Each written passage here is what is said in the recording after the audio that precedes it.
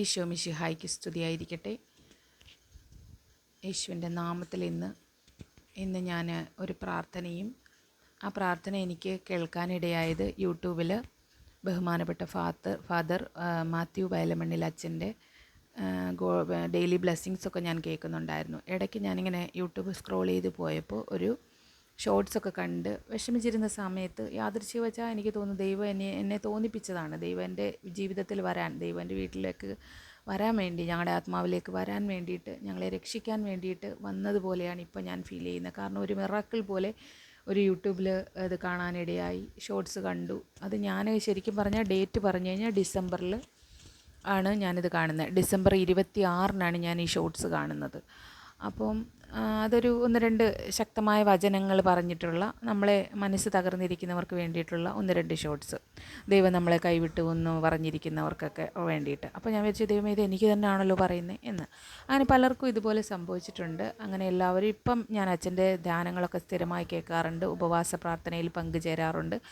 അതിൽ ഞാനിപ്പോൾ ഒരു ടെസ്റ്റിമണിയായിട്ട് പറയാൻ പോകുന്നത്, അത് മഹത്വപ്പെടുത്തുന്നത് ഞാനൊരു വാക്കായിട്ട് ഞാനിങ്ങനെ തീർച്ചപ്പെടുത്തിയിരിക്കുന്നത് കൊണ്ട് ഞാൻ എൻ്റെ ഈ ചാനലിൽ ഞാനിതെല്ലാം അപ്ലോഡ് ചെയ്യുന്നത്. എനിക്ക് സാക്ഷ്യങ്ങൾ അവിടെ വന്ന് പോയി പറയാൻ പറ്റിയ സാഹചര്യമല്ല ഇപ്പോൾ. ഞാൻ എഴുതിയൊക്കെ സമർപ്പിച്ചിട്ടുണ്ട്. പക്ഷേ നമുക്ക് സ്കൂളൊക്കെ ഉണ്ടല്ലോ, ഇപ്പോൾ പരീക്ഷയൊക്കെയാണ്. അപ്പം അതുകൊണ്ട് വയനാട് വരെ ഇത്രയും ദൂരവും കൂടെ ആയതുകൊണ്ട് നമുക്ക് പെട്ടെന്ന് പോയി അങ്ങോട്ട് ചെയ്യാൻ പറ്റാത്തത് കൊണ്ട്, അതുവരെ എനിക്ക് വെയിറ്റ് ചെയ്യാൻ പറ്റാത്തത് കൊണ്ട് ഞാനിത് ചാനലിൽ അപ്ലോഡ് ചെയ്യുകയാണ്. ഓരോ പ്രാർത്ഥനകളും എനിക്ക് അനുഭവം കിട്ടിയ കുറേ പ്രാർത്ഥനകൾ അതേപോലെ എല്ലാവർക്കും കിട്ടുന്നുണ്ട്. അപ്പോൾ അച്ഛൻ പറഞ്ഞത് അതേപടി നമ്മൾ അനുസരിച്ച് ചെയ്യുന്ന അവർക്ക് വേണ്ടി ഞാനിത് സമർപ്പിക്കുവാണ്. പിന്നെ എല്ലാം എൻ്റെ കർത്താവിൻ്റെ തിരുസന്നിധിയിൽ അങ്ങയുടെ തിരുമഹത്വത്തെ വെളിപ്പെടുത്തണമെന്ന് ഞാൻ ഈ ലോകത്തിന് മുന്നിൽ എന്നാൽ കഴിയുന്നത് എൻ്റെ നാവ് കൊണ്ട് ചലിപ്പിച്ച് ഞാൻ കിട്ടുന്ന അവസരങ്ങൾ ഒരു സെക്കൻഡാണെങ്കിൽ അതുപോലും പാഴാക്കില്ല എന്ന് ഞാൻ എൻ്റെ ക്രിസ്തുവിന് ഞാനും ക്രിസ്തുവും തമ്മിലുള്ള ഉടമ്പടിയിൽ ഞാനത് പറഞ്ഞിരിക്കുന്നതിനാൽ ഞാനതിന്ന് ഇതിൻ്റെ പേരിൽ ഞാൻ സാക്ഷ്യപ്പെടുത്തുകയാണ്. അപ്പോൾ എനിക്ക് 33 ദിവസത്തെ നിയോഗ പ്രാർത്ഥനയിൽ ഒരു നേരം ആഹാരം ഉപേക്ഷിച്ച് ഞാൻ അച്ഛൻ പറഞ്ഞതുപോലെ ഞാൻ പ്രാർത്ഥിച്ചു. അപ്പം അനുഗ്രഹയിൽ പോയി നമുക്ക് പ്രാർത്ഥിക്കാനൊന്നും പറ്റിയില്ലെങ്കിലും അച്ഛൻ ഇടുന്ന റെക്കോർഡഡ് വീഡിയോസ് ആണെങ്കിൽ പോലും ഞാനത് കണ്ട്, അത് നമുക്കെപ്പോഴാണോ പ്രാർത്ഥിക്കാൻ കിട്ടുന്ന സമയം ഞാൻ ആ സാഹചര്യം നോക്കി അത് എല്ലാം അതേപടി ചെയ്തു. അപ്പം എനിക്ക് കിട്ടിയ അനുഭവങ്ങളാണ് ഞാൻ പ്രാർത്ഥനയിൽ. ഇത് ശക്തമായ പ്രാർത്ഥനയാണ്. എല്ലാവർക്കും നിയോഗങ്ങൾ സാധിക്കണമെന്നുള്ളവർക്ക് നിയോഗ പ്രാർത്ഥന എന്ന് പറഞ്ഞ് തന്നെ അച്ഛൻ പറയുന്നുണ്ട്. അച്ഛൻ്റെ യൂട്യൂബ് പോയി കണ്ട് അങ്ങനെ ചെയ്താലും മതി. എൻ്റെ ഞാനത് എല്ലാവരെയും അറിയിക്കണമെന്ന് ഞാൻ ആഗ്രഹിക്കുന്നത് കൊണ്ടും, അതിലൂടെ എൻ്റെ നാവിലൂടെ ഞാൻ എൻ്റെ ക്രിസ്തുവിനെ, എൻ്റെ ദൈവത്തെ, ഇന്നും ജീവിച്ചിരിക്കുന്ന എൻ്റെ ദൈവത്തെ, അതിശക്തനായ കർത്താവിനെ, ദൈവത്തെ ഞാൻ മഹത്വപ്പെടുത്താൻ ഞാൻ കർത്താവിന് വാക്ക് കൊടുത്തു. അത് ഞാൻ പാലിക്കുന്നു. ഇതിലൊരാളെങ്കിലും ശ്രദ്ധിച്ച് ഈ വീഡിയോ കേൾക്കുകയോ കാണുകയോ ചെയ്താൽ അത് വിജയമായി ഞാൻ കണക്കാക്കുന്നു. അത്രയേ ഉള്ളൂ ഇതിനകത്ത്, അല്ലാതെ വേറെ ഒന്നുമില്ല. ഞാനിപ്പോൾ എന്തായാലും ആ നിയോഗ പ്രാർത്ഥന അച്ഛൻ പറഞ്ഞു തന്നതിൽ എനിക്ക് കിട്ടിയത് ഏതാണെന്നുള്ളത് ഞാൻ പറയാം. ഞാനൊരു ദിവസം അനുഗ്രഹയിൽ വിളിച്ചിരുന്നു. ഇപ്പോൾ ഇതുപോലെ നമ്പറും ഒക്കെ തപ്പിയെടുത്ത്, ഗൂഗിളിലൊക്കെ നമ്പർ തപ്പിയെടുത്ത് ഞാൻ വിളിച്ചപ്പം ഒരു നമ്പർ പ്രാർത്ഥനാ നിയോഗങ്ങളും ഒരു നമ്പർ അവിടുത്തെ ധ്യാനത്തിൻ്റെ ബുക്കിങ്ങിനുള്ളതുമാണെന്ന് പറഞ്ഞു. അപ്പോൾ ഞാൻ ഒരു നമ്പറിൽ വിളിച്ചു. അപ്പോൾ ധ്യാനത്തിൻ്റെ ബുക്കിങ്ങിന് പോകാൻ അതൊന്നും എനിക്കറിയില്ല. അപ്പോൾ അത് പോകാനുള്ള സാഹചര്യമല്ല ഇപ്പോൾ. അത് പലതവണയും പോകാൻ ശ്രമിച്ചപ്പോഴൊന്നും നടന്നില്ല. പിന്നെ ഒറ്റയ്ക്ക് എനിക്ക് അവിടെ വരെ പോകാനുള്ള ഒരു വയനാട് ചുരം എന്നൊക്കെ കേൾക്കുമ്പോഴേ എനിക്ക് പേടിയാണ്. ഞാൻ പോയിട്ടില്ല, അതുകൊണ്ട് എനിക്ക് അതൊരു പേടി. അപ്പോൾ ഞാൻ ഫാമിലിയായിട്ട് പോകാം, ഇനി വെക്കേഷന് പോകാം എന്നൊക്കെ പറഞ്ഞു. അതുപോലെ കുടുംബത്തെയും കൂടി അതിൽ ഉൾപ്പെടുത്തണമെന്ന് ആഗ്രഹിക്കുന്നത് കൊണ്ട് ഞാൻ അതിനു വേണ്ടി മാറ്റി വെച്ചിരിക്കുന്നു. അപ്പോൾ ഞാൻ വേറൊരു നമ്പറും കൂടെ വിളിച്ചപ്പോൾ അവിടുത്തെ ഒരു ബ്രദർ എടുത്തിട്ട് എനിക്ക് സത്യം പറഞ്ഞാൽ എൻ്റെ ഇത് ജോലി കിട്ടാനായിട്ട് ജോലി കിട്ടുന്നുണ്ട്. പക്ഷേ ഞാൻ ആക്ച്വലി ഒരു നേഴ്സാണ്, കുവൈറ്റിലേക്ക് ട്രൈ ചെയ്തുകൊണ്ടിരിക്കുകയായിരുന്നു. അപ്പോൾ എല്ലാം ഓക്കെ ആയിട്ട് ഇൻ്റർവ്യൂ ഒക്കെ അറ്റൻഡ് ചെയ്ത് കിട്ടിയാലും നമുക്ക് വിസ എടുക്കാൻ പറ്റാത്ത വിധമുള്ള തടസ്സങ്ങളുണ്ടായി. അപ്പോൾ ഞാൻ ആ തടസ്സങ്ങൾ മാറാൻ ഇതെല്ലാം ഞാൻ അവിടെ പറഞ്ഞപ്പോൾ എനിക്ക് പറഞ്ഞു തന്നത് യെശയ്യാ പ്രവാചകൻ്റെ 45 അധ്യായത്തിലെ 2-3 തിരുവചനങ്ങൾ 33 ദിവസം പ്രാർത്ഥിക്കാൻ പറഞ്ഞു. ഞാനങ്ങനെ പ്രാർത്ഥിച്ചു, 33 ദിവസം പ്രാർത്ഥിച്ചു. ആ പ്രാർത്ഥന ഏതാണെന്ന് ഞാൻ പറയാം. അത് ഞാൻ നിനക്ക് മുൻപേ പോയി മലകൾ നിരപ്പാക്കുകയും പിച്ചളവാതിലുകൾ തകർക്കുകയും ഇരുമ്പോടാമ്പലുകൾ ഒടിക്കുകയും ചെയ്യും. നിന്നെ പേര് ചൊല്ലി വിളിക്കുന്ന ഇസ്രായേലിൻ്റെ കർത്താവായ ദൈവം ഞാനാണെന്ന് നീ അറിയേണ്ടതിന് അന്ധകാരത്തിലെ നിധികളും രഹസ്യ ധനശേഖരവും ഞാൻ നിനക്ക് തരും. അതിനകത്ത് എല്ലാ മീനിങ്ങും അറിയാമല്ലോ, എല്ലാവർക്കും അറിയാവുന്ന പ്രാർത്ഥനയായിരിക്കും ഇത്. പ്രത്യേകിച്ച് ഇത് ബൈബിൾ അറിയാവുന്നവർക്കും ക്രിസ്തീയ സഭയിൽ വിശ്വസിക്കുന്നവർക്കും അറിയാം, അവർക്ക് പറഞ്ഞു കൊടുക്കേണ്ട കാര്യമില്ല.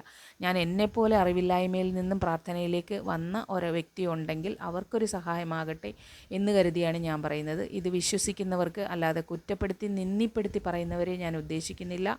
ഞാൻ എൻ്റെ ക്രിസ്തു എൻ്റെ ദൈവമാണെന്ന് ഉറച്ച് ഈ ലോകത്തിന് മുന്നിൽ വിളിച്ച് പറയാൻ ആഗ്രഹിക്കുന്ന ഒരു മനുഷ്യനായ വ്യക്തിയായതിൻ്റെ പേരിൽ പറയുന്നു. അല്ലാതെ ഇതിൽ ജാതിപരമായിട്ടോ അങ്ങനെയുള്ള യാതൊരു കാര്യങ്ങളും ഇതിന് ഉൾപ്പെടുന്നില്ല. ഇത് ഒൺലി ഡിവോഷണൽ ഓഫറിങ് ചാനലാണ്. ഞാനത് അതിന് വേണ്ടി തുടങ്ങിയതുമാണ്, അല്ലാതെ ഇത് കാശിന് വേണ്ടിയിട്ടോ എല്ലാ സബ്സ്ക്രൈബർ കൂട്ടിയെടുത്ത് അങ്ങനെയൊന്നും ചെയ്യാൻ വേണ്ടിയല്ല. പക്ഷേ ഇതെല്ലാം ക്രിസ്തുവിൻ്റെ കരങ്ങളിൽ ഏൽപ്പിച്ചുകൊണ്ടാണ് ഞാനിതെല്ലാം ചെയ്തേക്കുന്നത്. അത് എൻ്റെ ഈശോനോട് എൻ്റെ ദൈവത്തെ ഞാൻ അറിയിക്കുന്നു, എൻ്റെ കുടുംബത്തെ ഞാൻ അറിയിച്ചു, അത് അവരും ഇന്ന് അതിൽ ഫോളോ ചെയ്യുന്നു. അപ്പോൾ അതൊക്കെ കുടുംബപരമായ രീതിയിൽ തലമുറകളിലൂടെ കൈമാറുവാൻ ഞാൻ ആഗ്രഹിക്കുന്നതിൻ്റെ പേരിലാണ് ഞാനിത് തുടങ്ങിയതും ഞാനിത് പറയുന്നതും. ആത്മാർത്ഥമായ സ്നേഹം വെളിപ്പെടുത്താനുള്ള ഒരു പ്ലാറ്റ്ഫോമായിട്ടാണ് ഞാനിത് കണക്കാക്കുന്നത്. പിന്നെ എന്നെപ്പോലെ വിഷമിക്കുന്ന ആരെങ്കിലുമൊക്കെ ഉണ്ടെങ്കിൽ അവർക്കും ഉപകാരപ്പെടട്ടെ. അതുകൊണ്ട് അതിന് വേണ്ടിയിട്ട് ജീവിതം തകർന്നു എന്ന് പറഞ്ഞിരിക്കുന്നവർക്ക് വേണ്ടിയിട്ടും കൂടി സമർപ്പിച്ചാണ് ഞാനിത്. അപ്പോൾ ഈ വചനം 33 തവണ ചൊല്ലിയപ്പോൾ എനിക്ക് ഞാൻ 26-ാം തീയതി മുതൽ ചൊല്ലിത്തുടങ്ങി. എനിക്ക് നെക്സ്റ്റ് 14 ആയപ്പോഴത്തേക്കും എനിക്കതിനുള്ള ഉത്തരം ലഭിച്ചു. എന്നിട്ട് ഞാൻ എഴുതി സമർപ്പിക്കുന്ന പ്രാർത്ഥന എന്ന് അവിടുത്തെ അച്ഛൻ പറഞ്ഞിട്ടുണ്ടായിരുന്നു, അപ്പം മാത്യു അച്ഛൻ. അപ്പം ഞാനിതെല്ലാം ഒരു ബുക്കിൽ എഴുതുന്നുണ്ടായിരുന്നു. പക്ഷേ ഞാൻ എഴുതിയ മറന്നുപോയ കാര്യങ്ങൾ പോലും ക്രിസ്തു മറന്നിട്ടില്ല, കർത്താവ് മറന്നിട്ടില്ല എന്നുള്ളത് എനിക്ക് പിന്നീട് ഞാൻ ഒരു 2 മാസം കഴിഞ്ഞപ്പോൾ ആ ബുക്കെടുത്ത് വായിച്ച് നോക്കി, ഈ ഓഫർ എനിക്ക് വന്നപ്പം.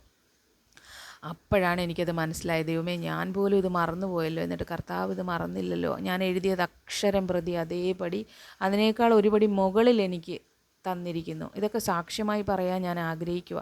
അപ്പം അതിന് മുന്നേ തന്നെ ഞാൻ ഈ ചാനലിലൂടെ പറയുന്നു. പക്ഷേ ഞാൻ അവിടെ വെക്കേഷൻ ആകുമ്പോൾ എൻ്റെ കുട്ടികളെയും കൂട്ടിപ്പോയി എൻ്റെ കുടുംബത്തോടൊപ്പം പോയി സാക്ഷ്യം പറയും. അതിനുവേണ്ടി ഞാൻ വാക്ക് കൊടുത്തിട്ടുണ്ട്. അതിൻ്റെ പേരിൽ ഞാൻ ഈ ഒരു പ്രാർത്ഥനയും കൂടെ പറയുന്നുണ്ട്. അപ്പം 33 തവണ ആഗ്രഹം നടക്കണം എന്നുള്ളവർക്ക്, കർത്താവിനെ അറിയണം എന്നുള്ളവർക്ക് ഇത് ചെയ്യാവുന്നതാണ്. ഞാൻ എൻ്റെ അനുഭവമാണ് ഇവിടെ പങ്കുവയ്ക്കുന്നത്, അല്ലാതെ ഇതിനകത്ത് യാതൊരു തര കള്ളത്തരങ്ങളും ഇല്ല. എനിക്ക് ലഭിച്ച അനുഭവം ഞാൻ മറ്റുള്ളവർക്ക് കൂടി ഷെയർ ചെയ്യുന്നു, അത്രയേ ഉള്ളൂ. പിന്നെ അതിൻ്റെ അടുത്ത പ്രാർത്ഥനയും കൂടെ ഞാൻ പറയാമേ. അതിൽ നിയോഗ പ്രാർത്ഥന ഇപ്പോൾ വെള്ളിയാഴ്ച ഒരു നേരം ഉപവാസം എടുത്ത് 2 മണിവരെ അവിടെ ധ്യാനം കൂടുന്നുണ്ട്. ഞാൻ ശരിക്കും അതറിഞ്ഞ നാൾ മുതൽ ഞാനും വെള്ളിയാഴ്ച ഇപ്പോൾ അവിടെ പോയി പങ്കെടുക്കാൻ പറ്റിയില്ലെങ്കിലും വെള്ളിയാഴ്ച രാവിലെ 8 മണി മുതൽ 5, അല്ലെങ്കിൽ നമുക്ക് പറ്റുന്ന ആ ഒരു സമയം അതിനകത്ത് പങ്കെടുത്തിട്ട് ലൈവായിട്ട് കാണാൻ പറ്റുന്നില്ല ഇപ്പോൾ ഇതിനകത്ത്. പക്ഷേ ഞാനത് റെക്കോർഡഡ് നാളെയൊക്കെ വരും, അത് ഇന്ന് വൈകിട്ടത്തേനൊക്കെ ആയിട്ട് അപ്ലോഡായി വരും യൂട്യൂബിൽ. അപ്പോൾ അത് കാണും. ഇല്ലെങ്കിൽ പഴയ റെക്കോർഡഡ് വീഡിയോസൊക്കെ ഉണ്ട് ധ്യാനത്തിൻ്റെ വെള്ളിയാഴ്ചത്തെ, അതെടുത്തിട്ട് ഈ 2 മണി വരെ ഉപവാസമൊക്കെ ഇരുന്ന് അത് കേട്ട് പ്രാർത്ഥിച്ച് എഴുതി ഒക്കെ വയ്ക്കും. അപ്പോൾ അതിൽ ലാസ്റ്റ് പറയും, നിയോഗ പ്രാർത്ഥനയിൽ അച്ഛൻ പറയും, നസ്രായനായ എൻ്റെ യേശുവേ, ഞാൻ ഉപവാസമെടുത്ത് പ്രാർത്ഥിക്കുന്ന ഈ പ്രാർത്ഥനയിൽ എൻ്റെ നിയോഗങ്ങൾ, എഴുതി സമർപ്പിച്ചതും പ്രാർത്ഥിച്ചതുമായ നിയോഗങ്ങളിൽ അങ്ങ് എല്ലാവിധ തടസ്സങ്ങളും പൂർണ്ണമായും എടുത്തുമാറ്റി ഞങ്ങൾക്കത് സാധിച്ചു തന്ന് ഞങ്ങളെയും ഞങ്ങളുടെ കുടുംബത്തെയും അനുഗ്രഹിക്കണമേ എന്നിങ്ങനെ 33 തവണ പ്രാർത്ഥിക്കാനായിട്ട് അച്ഛൻ പറയും. അച്ഛൻ എന്നിട്ട് ഒരു 4-5 തവണ അത് പ്രാർത്ഥിക്കുകയും ചെയ്യും. നമ്മൾ ഏറ്റു പറഞ്ഞ് അതും ഞാൻ പ്രാർത്ഥിക്കാൻ തുടങ്ങി. അപ്പോൾ അതിലും ഫലം കണ്ടു എന്നുള്ളത് കൊണ്ടാണ് ഞാൻ സിമ്പിളായിട്ട് ആർക്കെങ്കിലും പ്രാർത്ഥനകൾ പെട്ടെന്ന് ഇപ്പോൾ കുറച്ച് സമയം, ഇപ്പോൾ ജോലിയൊക്കെ പോയിട്ട് വന്നിട്ടുള്ളവർക്ക് കുറച്ച് സമയമുള്ളെങ്കിൽ അവർക്കൊക്കെ പ്രാർത്ഥിക്കാൻ പറ്റിയ ഒരു 33 ദിവസത്തെ ഇപ്പോൾ ഉപവാസമൊന്നും എടുത്തില്ലെങ്കിലും അവർക്ക് ഇതൊന്ന് വെച്ച് പ്രാർത്ഥിച്ച് നോക്കിയാൽ എൻ്റെ ക്രിസ്തുവിൻ്റെ മഹത്വം അറിയാൻ കഴിയുമല്ലോ, ആശ്വാസമുണ്ടാകുമല്ലോ. നമ്മൾക്ക് കിട്ടിയ ആശ്വാസം നമ്മൾ മറ്റുള്ളവർക്ക്, ഞാനറിഞ്ഞ ക്രിസ്തുവിനെ മറ്റുള്ളവർക്ക് പകർത്തി കൊടുക്കുക എന്നതാണ് എൻ്റെ നിയോഗം. അപ്പോൾ ക്രിസ്തു എൻ്റെ ജീവിതത്തിൽ ഈ 41-ാമത്തെ വയസ്സിൽ വന്നതും അതിന് തന്നെയാണെന്നാണ് ഞാൻ പൂർണ്ണമായും അടിയുറച്ച് വിശ്വസിക്കുന്നത്. കാരണം അല്ലെങ്കിൽ ഒരു വചനം പോലും എനിക്കറിയില്ല. കാരണം ഞാൻ ഈ പള്ളികളുടെയൊക്കെ മതിലൊക്കെ എഴുതി വെച്ചിരിക്കുന്നതൊക്കെ ബസ്സിലൊക്കെ അങ്ങോട്ടും ഇങ്ങോട്ടും പോകുമ്പം വായിക്കാറുണ്ട്. അതിലാകെ എനിക്കറിയാവുന്നൊരു വചനം എന്ന് പറയുന്നത്, അത് വചനമായിട്ടൊന്നുമല്ല, ഇങ്ങനെ അത് ആര് പറഞ്ഞ് എന്ത് പറഞ്ഞു ഒന്നും അറിഞ്ഞുകൂടാ. പക്ഷേ ഇപ്പം അങ്ങനെയല്ല. വചനം എങ്ങനെയുണ്ടായി, വചനം ആദിയിൽ എങ്ങനെയായി വന്നു, ആരൊക്കെ അത് പ്രകീർത്തിച്ച് കഴിഞ്ഞു, ആരൊക്കെ സുവിശേഷപ്പെടുത്തി, ആ കഥകൾ മുഴുവൻ ഞാൻ സത്യം പറഞ്ഞാൽ ഇപ്പം ഞാൻ മനസ്സിലാക്കി. പണ്ട് ക്രിസ്തു എന്ന് പറഞ്ഞാൽ നമുക്കൊരു സഹാനുഭൂതി, ഒരു സഹതാപം മാത്രമേ ഉണ്ടായിരുന്നുള്ളൂ. കാരണം മനുഷ്യനായിട്ട് ഉപദ്രവിച്ച് ഒടുവിൽ കൊന്ന് അങ്ങനെ ഉയർത്തെഴുന്നേൽക്കപ്പെട്ട ഒരു ദൈവം അങ്ങനെ എനിക്കുണ്ടായിരുന്നുള്ളൂ. പക്ഷേ ഇന്ന് അങ്ങനെയല്ല. ആ മഹത്വം മുഴുവൻ ജനിച്ച നാൾ മുതൽ പഴയ ജീവിതവും പുതിയ നിയമവും പഴയ നിയമവും അങ്ങനെയുള്ള എല്ലാ കാര്യങ്ങളും അരിച്ചു പറക്കി എനിക്ക് മനസ്സിലാകുന്ന എൻ്റെ ബുദ്ധിയിലുള്ള കാര്യങ്ങൾ ഞാൻ മനസ്സിലാക്കി. പൂർണ്ണമായി അറിയാമെന്നല്ല, അങ്ങനെ അതിലൊരു ആ ഒരു തത്വങ്ങളൊക്കെ മനസ്സിലാക്കിയതിന് ശേഷം ഇത് നമ്മൾ ക്രിസ്തുവിനെ പ്രാർത്ഥിച്ചറിഞ്ഞ് അങ്ങനെ ഒരു അത്ഭുതങ്ങൾ കിട്ടിയ എനിക്ക് ഞാനത് എൻ്റെ മഹത്വം, ക്രിസ്തുവിനെ മഹത്വപ്പെടുത്തുന്ന ആ ഒരു നിയോഗം അല്ലെങ്കിൽ ആ ഒരു നിമിത്തം ദൈവം എന്നിൽ വന്നത്, ദൈവം എന്നെ ഏറ്റെടുത്ത് അങ്ങയുടെ കരങ്ങളിൽ ആക്കുന്നത്, ദൈവത്തിൻ്റെ ഒരു കരുതൽ അത് ഞാൻ മറ്റുള്ളവരിൽ അറിയിക്കുവാൻ ഒരു ടെസ്റ്റിമണിയായിട്ട് പറയുവാനായിട്ട് ആഗ്രഹിച്ചാണ് ഞാനിത് ഇട്ടത്. ഈ വീഡിയോ ഒരാളെങ്കിലും ശ്രദ്ധിച്ചിട്ടുണ്ടെങ്കിൽ അതെൻ്റെ വിജയം. യേശുവിൻ്റെ നാമത്തിൽ ഞാൻ എല്ലാം സമർപ്പിച്ച് പ്രാർത്ഥിക്കുന്നു. എല്ലാവരുടെയും നിയോഗങ്ങൾ, എൻ്റെ നിയോഗങ്ങൾ, എൻ്റെ കുടുംബത്തെ, എൻ്റെ ഓരോ വ്യക്തിയെ, എൻ്റെ ആത്മാവിനെ, എൻ്റെ ശരീരത്തെ, ഓരോ എന്നെപ്പോലെ വേദനിക്കുന്ന ആൾക്കാരെയും, പാപികൾക്ക് വേണ്ടിയും പാപങ്ങളെയും രക്ഷപ്പെടുത്താൻ വേണ്ടിയാണല്ലോ ലോകത്തിൻ്റെ കുഞ്ഞാട്, പാപങ്ങൾ നീക്കുവാൻ വേണ്ടിയാണല്ലോ ഇന്ന് നമുക്ക് നമ്മുടെ ക്രിസ്തു ജനിച്ച് ഇന്ന് സ്വർഗത്തിലും ജീവിച്ചിരിക്കുന്നത്. അപ്പം അതിനു വേണ്ടി സമർപ്പിച്ച് പ്രാർത്ഥിക്കുന്നു യേശുവിൻ്റെ നാമത്തിൽ.